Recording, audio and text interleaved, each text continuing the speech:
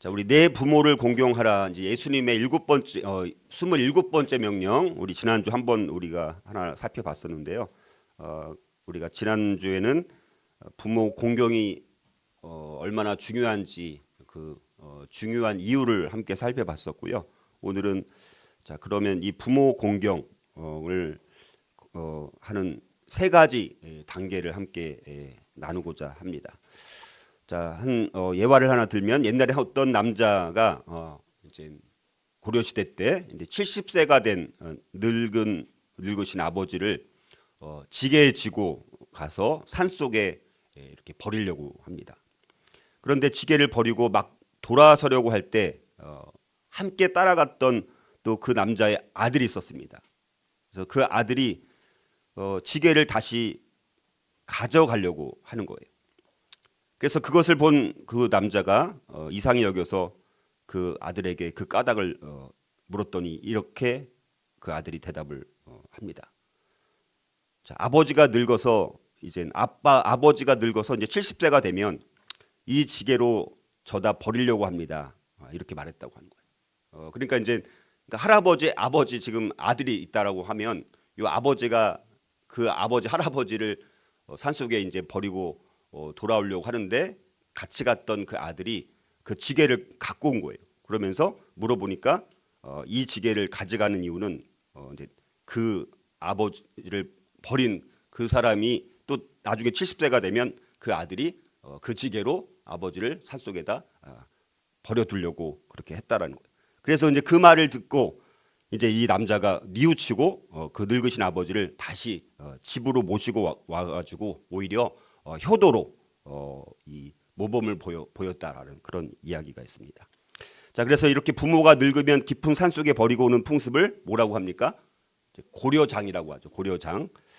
그런데 사실 이런 이 고려장이라는 것은 고려시대 책에 고려장이라는 말은 나오지 않는다라고 합니다. 오히려 고려 시대는 효를 굉장히 중요하게 여기는 사회였고 늙으신 부모를 잘 모시지 않을 경우에는 벌을 내리기도 했다라고 합니다. 그런데 나중에 그 왕릉, 이 중요한 왕릉을 도굴 할 때 그 핑계를 대고 그 왕릉을 도굴할 수 있는 그걸 활용하기 위해서 이 고려장이라는 말이 만들어졌다라는 그런 설이 있습니다.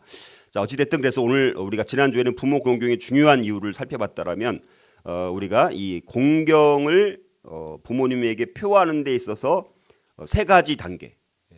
이게 굉장히 생각보다 부모 공경이라는 것이 이렇게 간단한 문제가 아닌 것입니다. 그래서 오늘 그거를 성경적으로 어떻게 또 봐야 되는지, 그래서 부모님의 또 권위에 관해서 어려운 상황이 발생할 때가 은근히 또 많아요. 사실은 단순히 그냥 공경하는 순종하는 문제가 아니라 또 이 관계 가운데서 권위 아래서 여러 가지 어려운 상황을 마주칠 때가 있기 때문에 그것을 어떻게 우리가 성경적으로 대처해야 될 것인가, 이런 부분들을 오늘 살펴보는 시간입니다. 자, 그렇다면 우리 부모님에게 공경을 표하는 세 가지 단계는 무엇일까요? 첫 번째는요, 부모님을 순종함으로 공경해야 합니다. 부모님을 순종함으로 공경해야 합니다. 자, 부모를 공경하라는 계명은 우리가 십계명에서 분명히 중요한 위치에서 말씀을 하는 부분이고, 또 예수님께서도 분명히 부모를 공경할 것을 가르치셨고, 또 사도 바울이 쓴 바울 서신에도 매우 강조되고 있다라는 것입니다. 그래서 우리 에베소서 6장 1절에 보면 자녀들아 주 안에서 너희 부모에게 순종하라 이것이 옳으니라, 너희 부모에게 순종하라 이것이 옳다라고 말씀을 합니다. 그러니까 성경은 자녀들이 자기 부모를 순종하는 것은 그렇게 하는 것이 옳기 때문이라고 분명하게 말씀하고 있다는 것입니다. 자, 부모에 대한 자녀의 순종은 동서고금을 막론하고 인륜으로, 그리고 자연법으로, 또 사물의 본성으로 받아들여진 아주 중요한 교훈입니다. 그래서 자녀의 순종은 중세 신학에서도, 그리고 헬라와 로마와 같은 이교도의 도덕 선생들도, 그리고 여러 철학자들도, 또 동양 철학인 유교에서도 받아들여졌다라는 것입니다. 그리고 이것이 옳다라는 말은 이것은 당연한 자연의 법칙이라는 거예요. 자연의 법칙. 이것이 옳다. 자녀들아 주 안에서 너희 부모에게 순종하라. 이것이 옳으니라. 이것이 옳다라는 것은 자연의 법칙이라는 것입니다. 그러니까 창조주 하나님은 세상 모든 부모의 마음에 자식들을 보호하기 위한 본능을 허락하셨습니다. 그래서 자녀가 부모의 말을 따르는 것은 대부분 유익하다라는 것입니다. 자녀가 부모의 말을 따르는 것은 자연의 순리고 상식의 원천이라는 것입니다. 자, 그러므로 자녀들의 부모에 대한 순종은 자연 질서의 규범으로 또 생존의 법칙으로 아무리 세월이 흘러도 여전히 존중되어야 마땅한 법칙이라는 것입니다. 그런데 이것이 오늘날 많이 깨지고 있죠. 자, 그리고 또 이제 단순히 순종하라 이렇게만 또 우리가 보면 또 안 되는 게 자녀들아 너희 부모를 주 안에서 순종하라고 말씀합니다. 주 안에서. 그냥 순종하라는 것이 아니라 주 안에서 순종하라. 그러니까 순종하는 범위가 있다는 것입니다. 그러니까 자녀들이 자기 부모를 순종하는 것은 뭐 예외가 없는 절대적인 의미에서의 모든 일에서가 아니라 그 첫째 되는 충성심, 다시 말해서 주 예수 그리스도에 대한 충성심과 조화되는 한에서 모든 일에 있어서라는 그 정해진 범위가 있다는 것입니다. 그러니까 모든 것을 다 순종하는 것이 아니라 주 예수 그리스도에 대한 충성심과 조화되는 그 한도 내에서 모든 일에 있어서 순종할 것을 말씀을 합니다. 또 그런데 여기서 또 우리가 오해할 수가 있기 때문에 더 나아가서 우리가 유의해야 할 것은 뭐냐? 골로새서에 또 이렇게 또 말씀합니다. 3장 20절에 보면 거기는 또 뭐라고 말씀하냐면 에베소서 6장 1절에서는 주 안에서라고 말씀하잖아요. 근데 골로새서 3장 20절은 자녀들아 또 모든 일에 부모에게 순종하라. 거기 또 모든 일에 부모에게 순종하라. 이는 주 안에서 기쁘게 하는 것이니라 또 이렇게 또 말씀을 하고 있습니다. 그러니까 우리가 성경 말씀을 적용할 때 어느 하나만 딱 가지고 그것만 딱 집어서 적용하면 문제가 있을 수가 있습니다. 그래서 다른 병행 구절 또 비슷한 구절에서 뭐라고 말씀하신지를 다 종합해서 균형 있게 봐야 되는 것, 우리가 봐야 된다는 것입니다.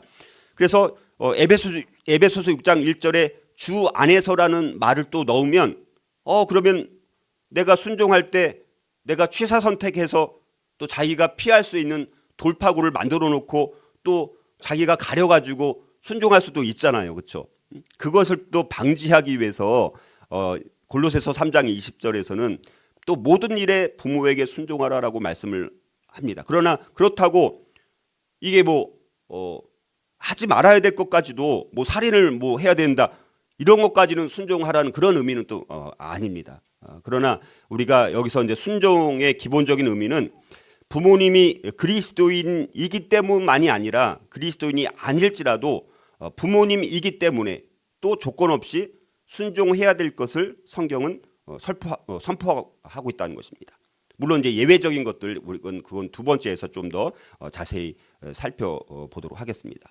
자, 그래서 우리 그리스도인들이 또 우리 그리스도인 자녀들이 기쁨으로 부모에게 순종을 해야 되는 가장 큰 이유는 뭐냐? 그것이 주 안에서 부모에게 순종하는 것이 그것이 주를 기쁘시게 하는 일이기 때문이라는 거예요. 우리가 부모에게 순종해야 되는 것은 물론 부모가 그리스도인이면 더 좋겠지만 그리스도인이 아닐지라도 부모에게 순종하는 것은 그것이 바로 주를 기쁘시게 하는 일이기 때문에 우리는 순종해야 될 것을 말씀을 하고 있다는 것입니다. 그리고 우리가 지난번 잠깐 말씀드렸지만 에베소서 6장 또 2절 3절을 보면 자녀들아 주 안에서 너희 부모에게 순종하라 이것이 옳으니라 또 내 아버지와 어머니를 공경하라 이것은 약속이 있는 첫 계명이니 이로써 내가 잘되고 땅에서 장수하리라 이렇게 말씀을 하고 있습니다. 그러니까 부모를 공경하는 것은 약속에 있는 첫 계명이라는 것입니다. 다른 계명에는 없는데 유일하게 이 계명에만 축복의 약속이 있다는 것입니다. 그 축복의 약속이 뭡니까? 양적으로 행복해지는 거. 우리가 장수한다는 거. 그런데 단순히 장수한다는 것이 아니라 거기서 이제 풍성하게 우리가 누리면서 살게 될 것을 말씀을 하는 거고 질적으로도 행복을 누릴 수 있기 때문에 그런 약속이 있는 첫 계명이 부모를 공경하고 순종할 때 우리에게 그런 양적이고 질적인 행복을 누릴 수 있는 축복이 주어진다는 것입니다. 자, 이건 또 다른 말로 말하면 반대의 경우에도 해당이 된다는 것입니다. 다시 말하면 부모님을 순종하면 이런 축복을 받지만 부모님을 거역하는 것은 우리 삶 가운데 엄청난 파멸을 가져올 수 있다는 것입니다. 자, 솔로몬은 이런 처벌에 대해서 부모를 거역하는 것에 대한 처벌에 대해서 강력하게 말합니다. 잠언 30장 17절은 이렇게 말씀합니다. 아비를 조롱하며 어미 순종하기를 싫어하는 자의 눈은 골짜기의 까마귀에게 쪼이고 독수리 새끼에게 먹히리라, 이렇게 말씀을 하고 있습니다. 그러니까 성경은 분명히 부모 순종과 공경에 대해서 분명한 축복을 말씀하시지만 우리는 항상 축복의 말씀만 기억하잖아요. 그 반대의 경우는 우리는 나에게 적용을 안 합니다. 축복만 적용해요. 나에게 저주라든가 심판의 말씀이라든가 징계의 말씀이라든가 처벌의 말씀은 적용 안 하려고 합니다. 아예 그냥 그건 기억하지도 않아요. 축복의 말씀만 기억하지. 그러나 분명히 부모를 거역했을 경우 이런 아주 강력한 그 눈은 골짜기의 까마귀에 쪼이고 독수리의 새끼에게 먹힌다라고 이렇게 강력히 경고를 하고 있다라는 것입니다. 자, 그래서 먼저 우리가 부모를 공경하는 첫 번째 단계는 일단 기본적으로 우리가 부모님을 순종함으로 우리가 공경해야 된다라는 것을 우리가 한번 돌아보고, 먼저 저와 여러분들이 우리가 정말 이 첫 번째 부모에게 공경을 포하는 부모님을 순종하는 함으로 공경을 할 수 있기를 주님의 이름으로 축복합니다. 자, 부모님에게 또 공경을 표하는 세 가지 단계는 무엇일까요? 두 번째는요, 부모님을 지혜롭게 공경해야 합니다. 자, 요거를 우리가 오늘 또 좀 집중적으로 살펴보고자 합니다. 부모님을 지혜롭게 공경해야 된다는 것입니다. 자, 히브리 우리 소년들은 13살이 되면 공식적으로 어린 아이에서 어른으로 인정이 됩니다. 그러니까 13살 정도가 되면 이제는 공식적으로 어른으로 인정을 받게 돼요. 그래서 특별한 의식을 또 행하기도 합니다. 그래서 그 나이가 되면 이 소년들은 부모님께 순종하는 마음을 이제는 어느 정도 갖게 됩니다. 자, 그런데 이제 중요한 것은 하나님의 계명에 더 높이 충성심을 가져야 된다라는 것입니다. 자, 그래서 부모님이 하나님의 율법을 거역하는 일을 시킬 경우에는, 그런 경우에는 순종할 수가 없다는 것입니다. 자, 그래서 우리 성경은 우리 젊은이들이 자신의 말과 생각과 행동에 대해서 하나님 앞에 책임이 있다라는 것, 그리고 자신의 지혜로움과 어리석음에 근거해서 하나님과 다른 사람들의 심판을 받게 될 것을 말씀하고 있습니다. 잠언 10장 1절은 지혜로운 아들은 아비를 기쁘게 하거니와 미련한 아들은 어미의 근심이니라, 이렇게 또 말씀을 합니다. 그래서 지혜로운 자녀들은 어린 시절 부모님께 받은 그런 하나님의 말씀과 교훈들을 계속해서 따르게 될 것이라는 것입니다. 자, 그리고 또 자녀가 자라감에 따라서 더 많은 결정을 하게 되면서 또 아버지와 어머니의 조언에 대해서 열린 반응을 이렇게 하게 될 것이죠. 그래서 우리가 부모의 권위가 중요한 것은 마치 우상 같은 것입니다. 보호를 받을 수가 있는 거예요. 그리고 부모가 이제 지혜로움이 이제 순종하는 자들에게는 부모의 지혜가 그 지혜를 받을 수가 있다는 것입니다.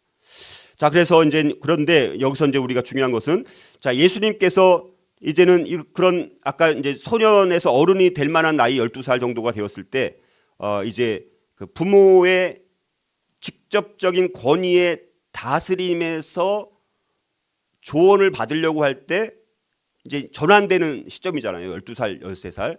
그래서 그때는 긴장이 있을 수가 있습니다.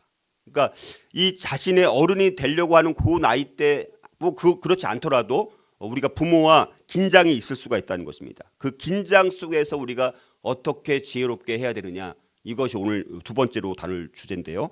자, 예수님의 부모님이 이제 예루살렘에 갔을 때 다시 이제 집으로 돌아가기 위해서 예루살렘을 이제 떠나게 됩니다.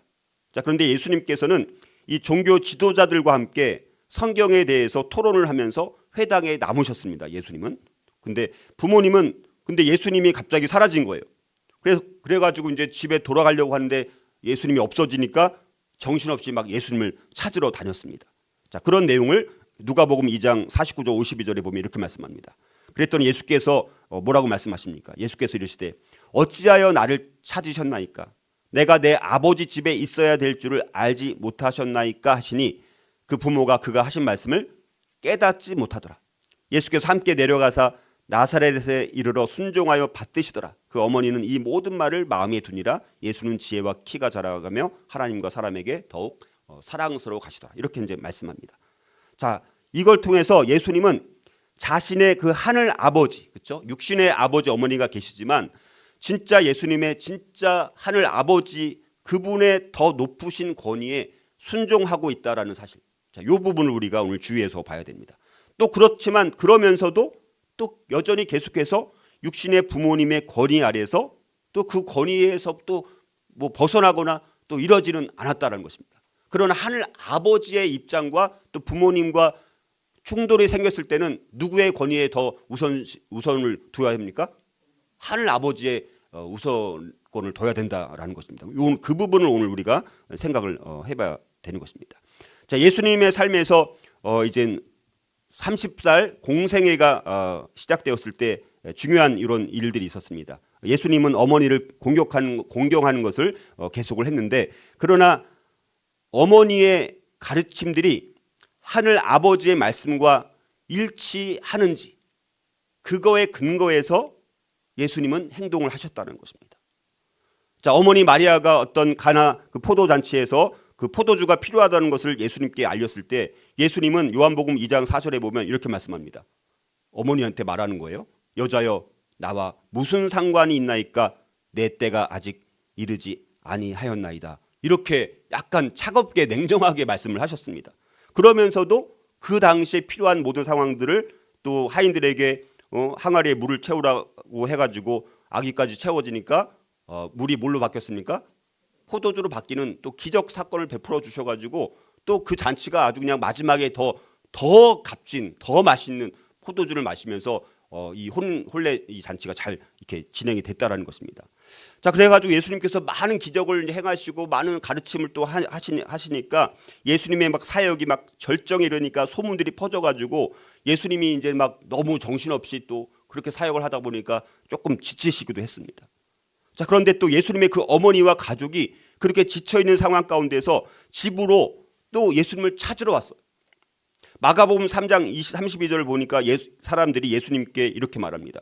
보소서, 당신의 어머니와, 여기 어머니가 포함되어 있습니다. 당신의 어머니와 동생들과 누이들이 밖에서 찾나이다. 자, 이렇게, 자, 그러니까 예수님께서 그 다음 3장 마가복음 3장 33절 35절 보면 이렇게 말씀하십니다. 대답하시되 누가 내 어머니이며 동생들이냐 하시고 둘러 앉은 자들을 보시며 이르시되 내 어머니와 내 동생들을 보라. 누구든지 하나님의 뜻대로 행하는 자가 내 형제요 자매요 어머니니라. 이렇게 또 말씀을 하십니다. 자, 그래서 우리 부모님을 공경하는 이 두 번째 단계에서 지혜롭게 공경해야 된다는 거, 이 지혜롭게 공경해야 된다는 것이 무엇인지를 오늘 살펴보는 거예요. 두 번째에서 이 두 번째 단계에서 예수님의 그 삶의 모범은 특별히 또 아사왕, 우리 남유다의 아사왕이 있습니다. 아사왕이 자신의 어머니 마아가라고 있습니다. 원래는 조모예요. 원래 조모인데 거기 이제 우리 어머니라고 나오는데 그거는 이제 이 태우라는 그런 의미입니다. 근데 그 마아가를 태우의 자리에서 물러나게 했던 그 사건이 발생합니다. 자, 그래서 이 사건 아까 말씀드렸다시피 이제 그 아사의 아버지는 아비암입니다. 아비암. 근데 아비암이 굉장히 악한 통치를 합니다. 근데 이제 이 아사 왕이 좀 어린 나이에 이제 왕이 된 거예요. 그래서 이 마아가가 태우의 역할을 하면서 일종의 섭정을 좀 하게 됩니다. 자, 그래서 그런데 이제 그 태우였던 마아가가 막 우상을 숭배하고 이런 이제 잘못된 일을 행하는 거예요. 그래서 이제 아사가 이제 왕이 되고 좀 이제 지나서 이제 이거를 이제 그 태우의 자리에서 폐위를 시킵니다. 자, 그래서 우리가 이 공경과 순종이라는 것의 차이점을 요거를 통해서 우리가 알 수가 있습니다. 그런데 하나님의 율법은 이웃에게 다른 신을 섬기도록 유도하는 이들에게는 아주 혹독한 처벌을 가하게 됩니다. 그래서 신명기 13장 6절에서 10절을 보면 막 다른 신들을 이렇게 섬기게 이렇게 유도하게 만드는 이런 사람들은 용서 없이 그를 죽이라고까지 말씀합니다.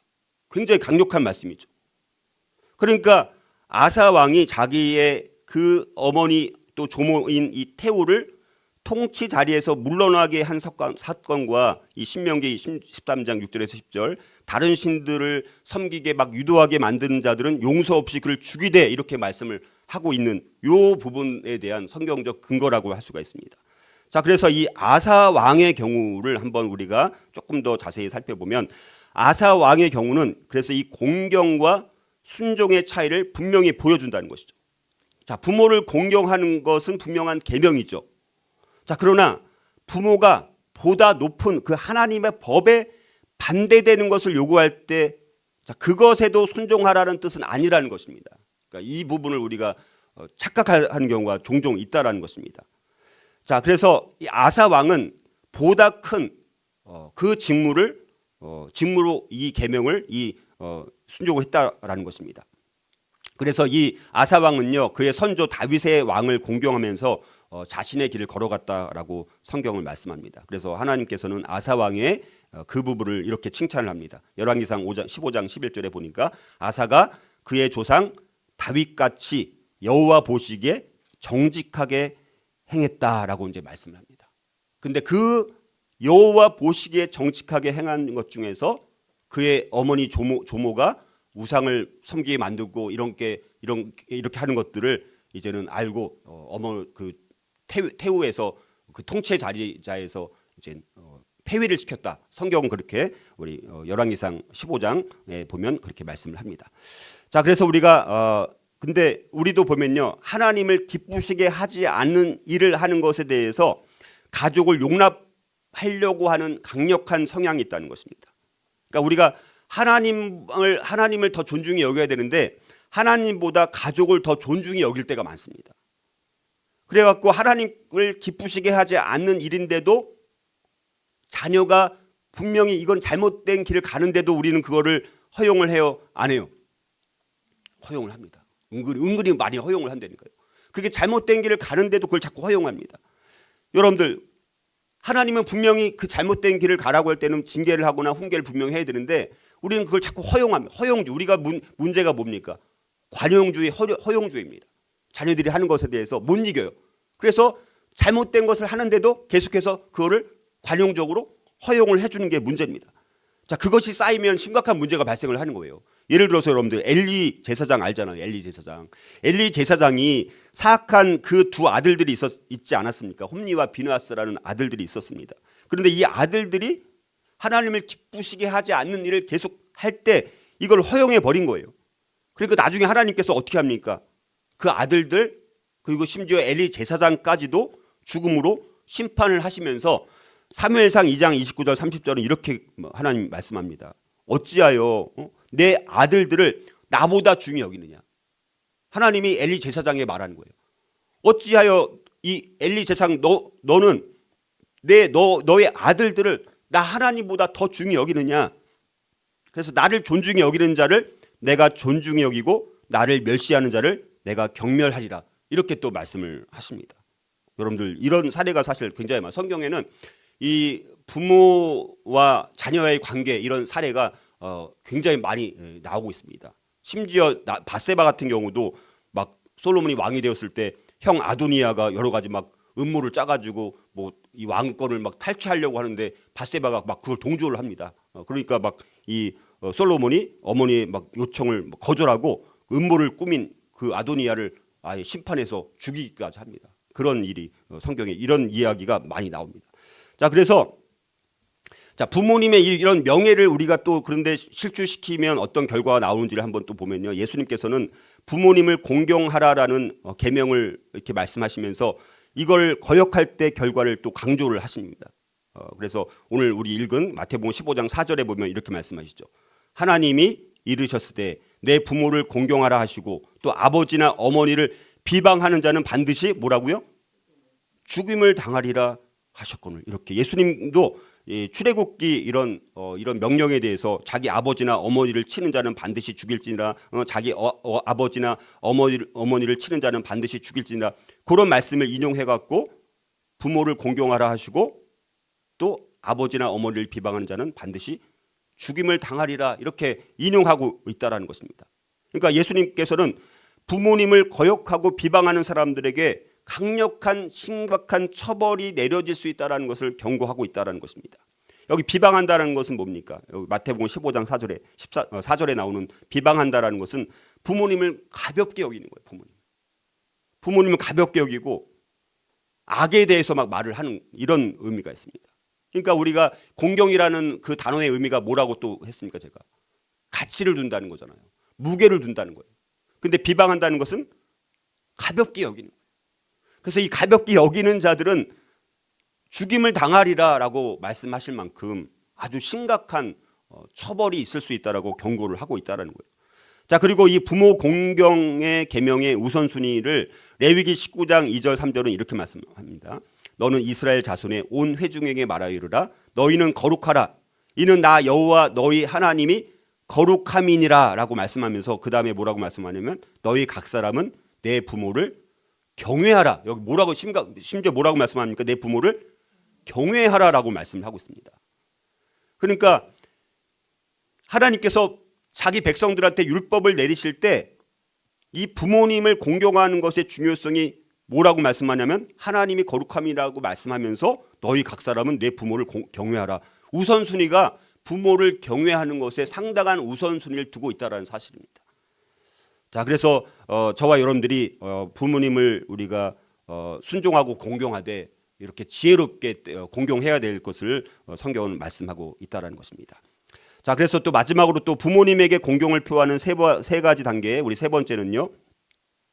연로해지시는 부모님을 돌봄과 지원으로 공경해야 돼요. 그러니까 부모님을 돌봐주시고 돌봐드리고 또 필요한 지원을 해드려야 된다는 것입니다.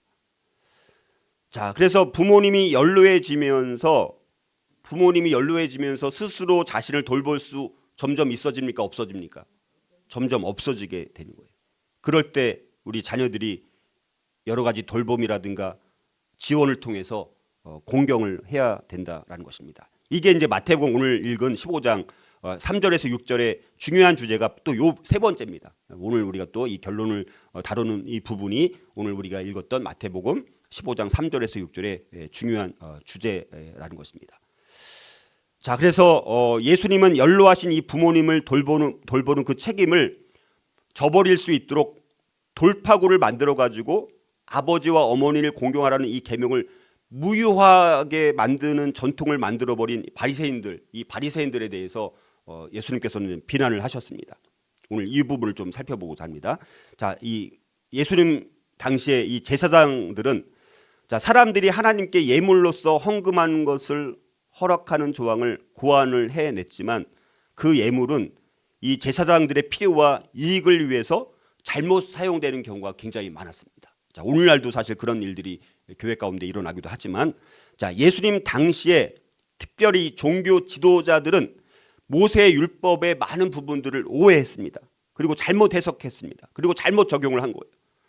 자, 그래서 그들은 자신들에게 유리하게 율법을 이용하거나 율법을 또 피해갔다라는 것입니다. 자, 비슷한 이 수법으로 자, 그들의 이 잘못된 이런 조작이 잘 드러나는 예가 바로 늙으신 부모님을 공경하지 않으려고 자기 소유를 하나님께 바치겠다라고 맹세를 했다라는 것입니다. 그러니까 많은 바리새인들은 자신들의 부모와 이 부를 나누는 것을 회피했다라는 것입니다. 자, 그래서 자신들의 부모님이 경제적인 도움이 필요할 때 이렇게 대답을 하는 거예요. 그게 마가복음 7장 11절입니다. 마가복음 7장 11절. 거기 보면 이 바리새인들은 우리가 이거를 뭐라고 합니까? 고르반이라고 들어봤죠. 고르반. 하나님께 드림이라는 뜻입니다. 하나님께 드림. 그 말 자체는 잘못된 건 아니에요. 그 말 자체는 잘못된 건 아닙니다. 그래서 고르반이라고 하면서 이제 하나님께 다 드렸기 때문에 나는 부모님께 드릴 것이 없다. 이렇게만 하면 된다라고 생각을 했다는 것입니다. 돌파구를 만들어 놓은 거예요. 아, 고르반 하나님께 드렸으면 그래서 나는 이제 부모님에게 드릴 게 이제 없어요. 하나님께 드리기로 맹세했기 때문에 나는 이제 부모님께 드릴 게 없어요. 그렇게 대답을 해버리면 된다라는 피할 수 있는 돌파구를 만들어 놨다는 것입니다.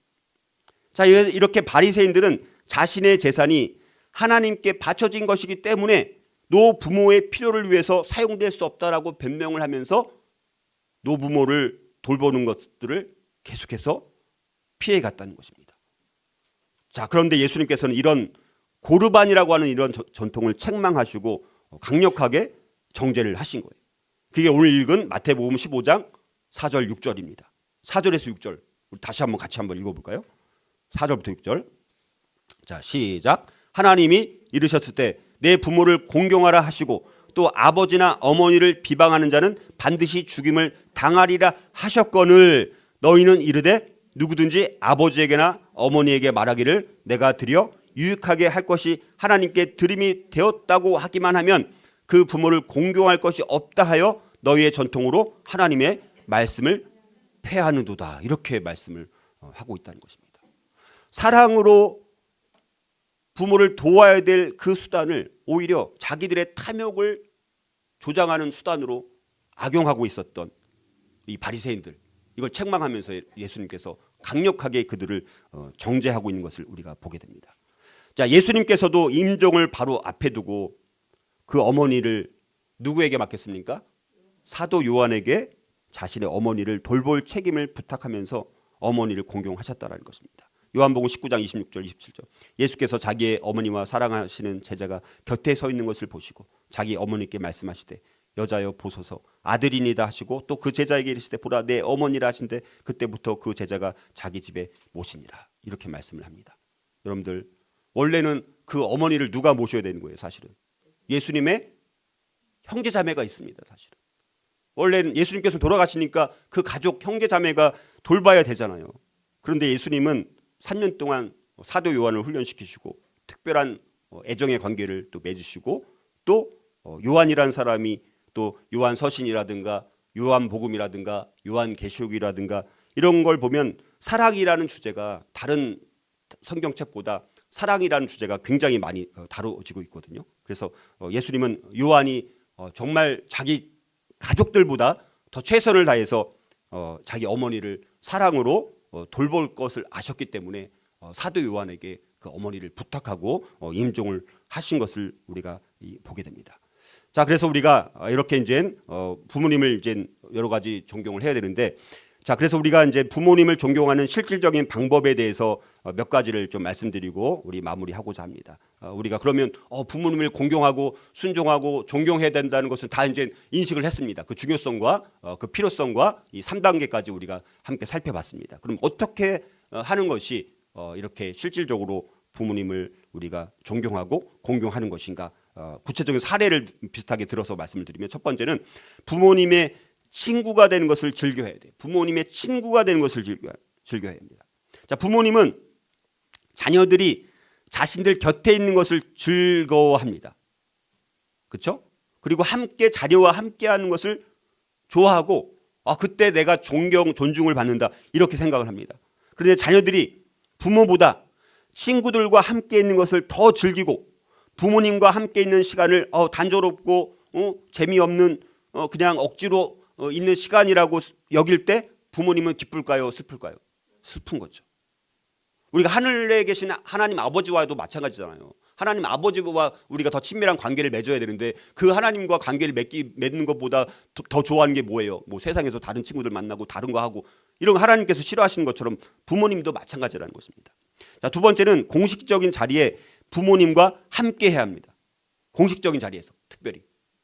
자, 그래서 우리가 이제 예배당에 함께 앉아 있는 거, 지금 그래도 우리 홈스쿨링 하는 가정들이 있다 보니까 지금 자녀들이 부모와 지금 같이 앉아 있는 거잖아요.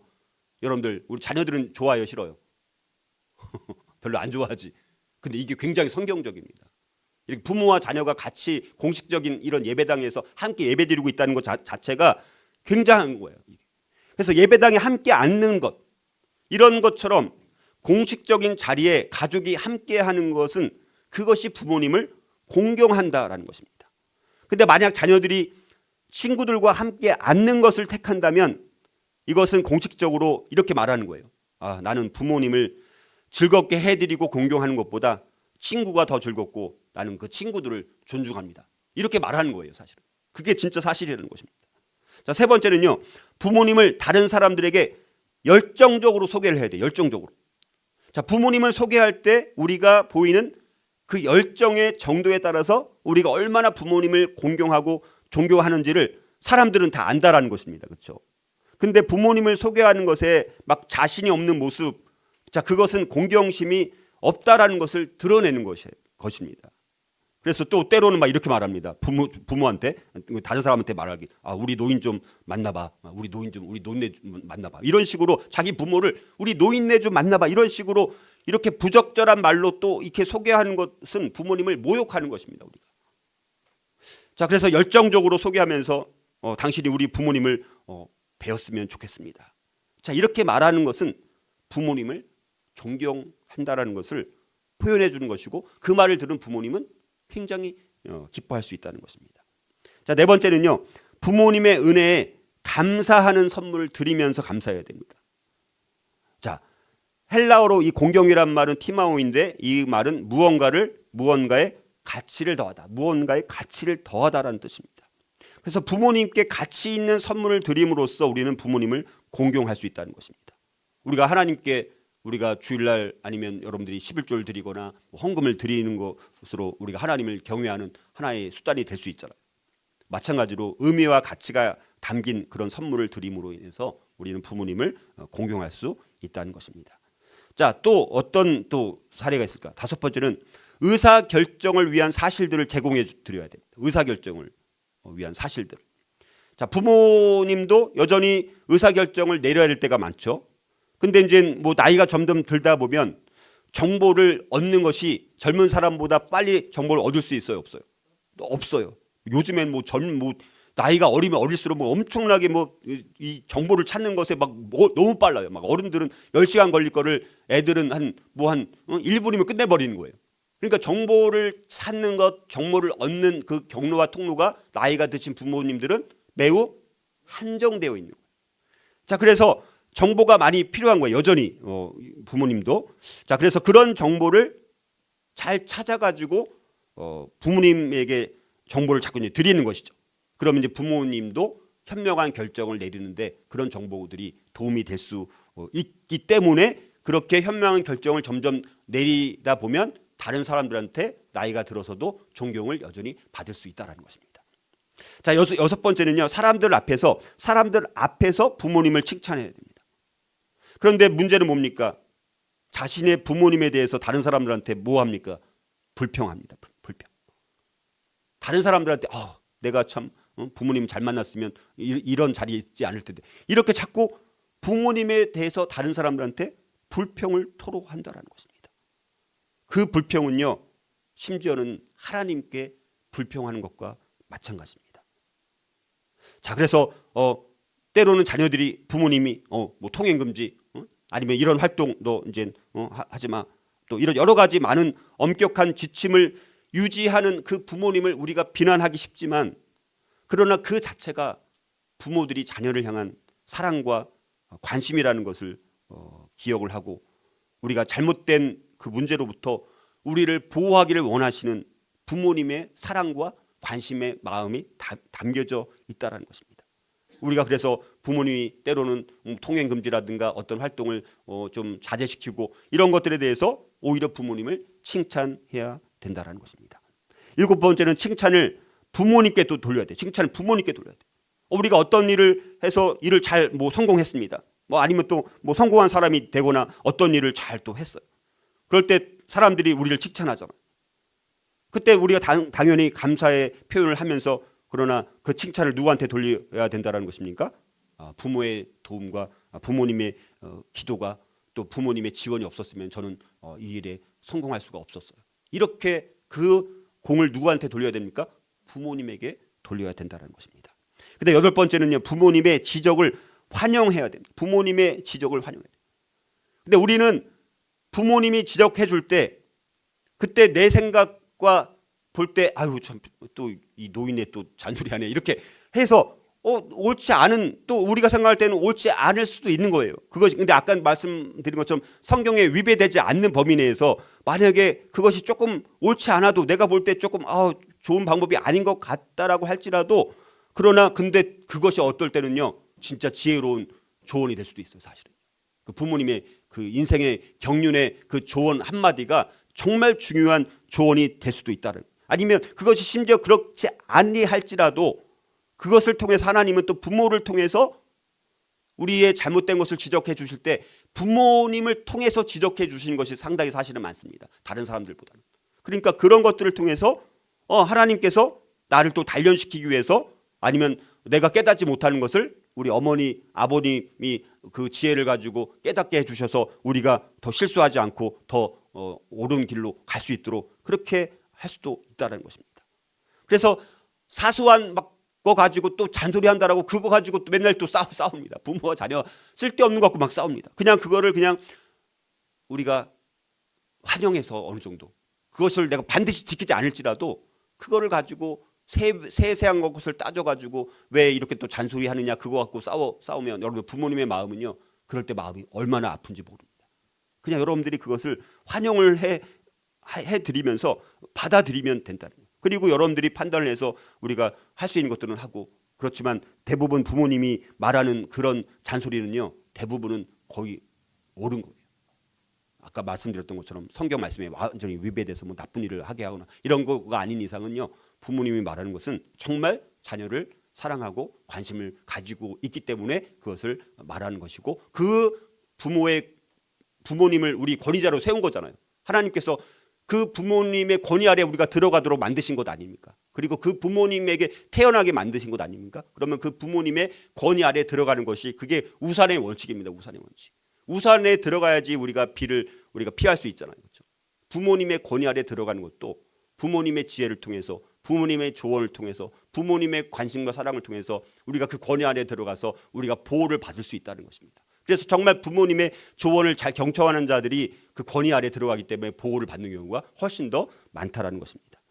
자, 9번째는요. 부모님의 노년을 또 돌봐야 됩니다. 자, 그래서 나이가 드실수록 스스로 자신을 돌보는 것이 점점 어려워집니다. 그러면 또 필요를 채우는 것에 어렵습니다. 자, 그래서 그 필요를 채워드리면서 공경하는 것이 또 자녀의 책임이라는 것을 우리가 기억을 해야 되고 그래서 자신의 부모님이 정말 뭐가 필요한지 말씀하시기 전에 여러분들이 잘 우리가 좀 돌보면서 우리가 여러분들이 도와드리면 좋다라는 것입니다. 10번째는요. 부모님의 추억을 존중해야 돼요. 부모님의 추억을 존중해야 합니다.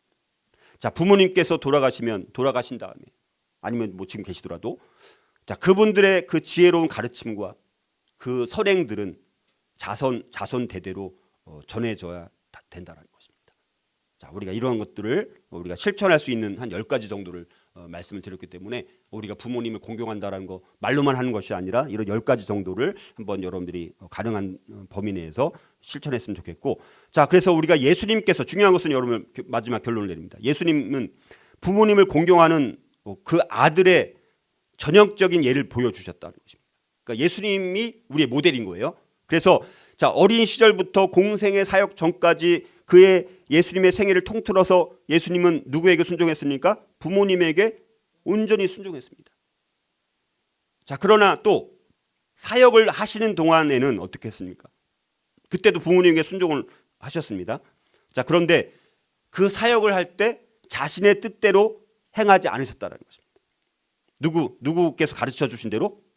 하늘 아버지께서 가르쳐 주신 대로 100% 그대로 행했다는 거예요. 예수님은요.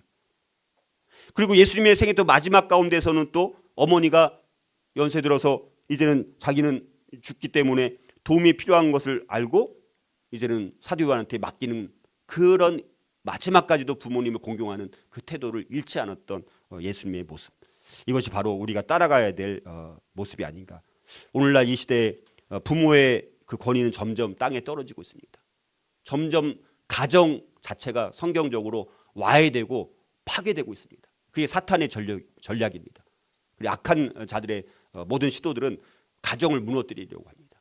그래서 부모와 자녀의 관계를 깨뜨리고 또 배우자 간의 관계를 깨뜨리고 또 자녀들 간의 관계도 다 깨뜨리는 그런 악한 세대 가운데서 우리가 5월달 또 가정의 달을 맞이하여서 우리가 먼저 가장 첫 번째로 지켜줘야 될 것은 가정에서 부모님을 공경하는 이것이 우리가 지켜질 때 그것이 성경적인 가정이 회복되지 않고 뭐 다른 어떤 뭐 거대한 위대한 뭐 사역을 한다는 것도 말이 안 되잖아요, 그렇죠? 우리나라가 한국 교회가 실패한 이유가 뭡니까? 해외 선교 엄청나게 정말 성공적으로 어마어마하게 성공을 했습니다. 그런데 문제는 뭡니까? 그 수평적인 선교회에서는 매우 성공을 했지만 수직적인 선교, 그게 홈스쿨링 명령이라고 하는 부모가 자녀를 선교회에서 하나님의 자녀로 키우는 이 일에 다음 세대를 세워가는 것에 우리가 실패했기 때문에 한국교회가 점점 이렇게 무너지고 있는 이유는 우리가 수평적인 선교에만 너무 열심을 내고 수직적인 이 선교에는 관심을 기울이지 않았기 때문에 한국교회가 점점 서서히 무너지고 있고 자녀들이 점점 태어나지 않는 이런 세대 가운데서 우리가 우리 교회만이라도 또 한국 교회만이라도 교회들만이라도 이런 가정의 성경적인 모습들이 회복될 수 있다면 그래도 우리가 이 세상을 우리가 좀 그나마 유지시킬 수 있는 하나의 수단이 되지 않을까라고 돌아보면서 우리 다시 한번 우리 지난번 결심을 했지만 또 한번 우리 제가 읽어드리면 아멘으로 여러분들의 결심을 우리가 다짐하면서 다시 한번 부모님 공경에 대한 이 성경적 이 교훈이 우리 가운데 지켜질 수 있었으면 좋겠습니다. 자, 나는 부모님께서 말씀하신 것에 순종함으로 부모님을 공경하겠습니다. 나는 부모님의 경험에서 나온 지혜의 가치를 소중히 여기겠습니다. 나는 현명한 결정을 함으로 부모님을 공경하겠습니다. 나는 하나님의 뜻을 경외함으로 부모님께 대한 감사를 나타내겠습니다. 나는 친구들에게 부모님을 자신 있게 열정적으로 소개하면서 공경을 표하겠습니다. 나는 효도로서 부모님께 감사함을 전하겠습니다. 나는 나의 결정에 있어서 부모님과 함께함으로 공경하겠습니다. 나는 부모님과 함께 시간을 보내므로 내가 부모님을 가치 있게 대해드리는 것을 보여드리겠습니다. 나는 부모님의 조언과 지적에 주의를 기울이겠습니다. 나는 다른 사람들에게 부모님을 칭송할 것입니다. 나는 부모님의 노년을 지원함으로 돌봄으로 공경하겠습니다. 자, 이 결심이 저와 여러분들의 남은 생애에 우리 결심이 될 수 있기를 주님의 이름으로 축복합니다.